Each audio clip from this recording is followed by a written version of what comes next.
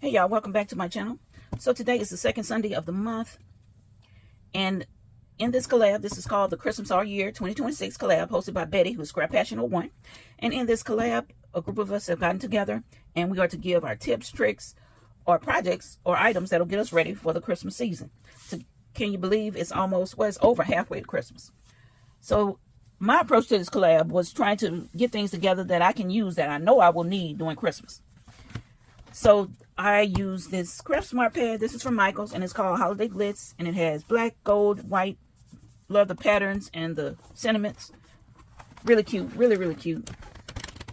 Love, love. So I use that. I also use this Lori Whitlock Sizzix die, and this is a treat bag topper die. And this is the number here. I've had this die a while, and it makes a bag topper, and it has some other pieces for flowers and embellishments for it. One other thing I use that I just recently picked up, recent release. This is by Lisa and her Happy Crafted Shop. This is a must-have. This is the 3x3 note card and envelope set. I love, love, love this set. When she posted the video about it, I immediately went and put this in my cart because you can use this so many different ways. It's a must-have. This is a well thought out set.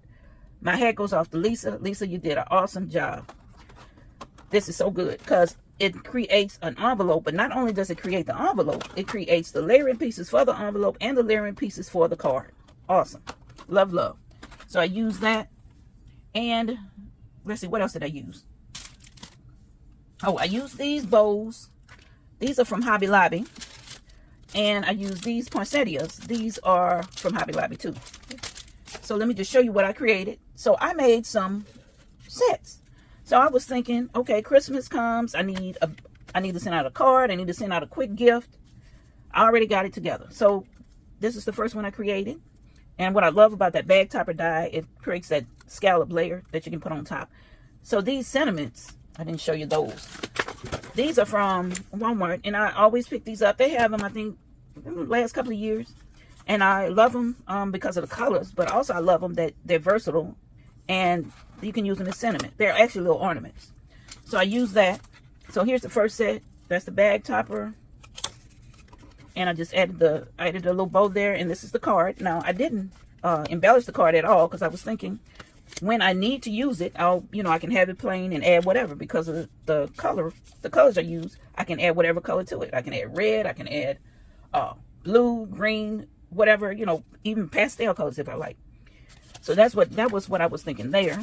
So that's the first set I created. Here's the other, and this is just a gold base. Some gold foil paper, and here's the card. And then I love that you can add whatever. And actually, I could have cut another layer if I wanted to layer in the inside here.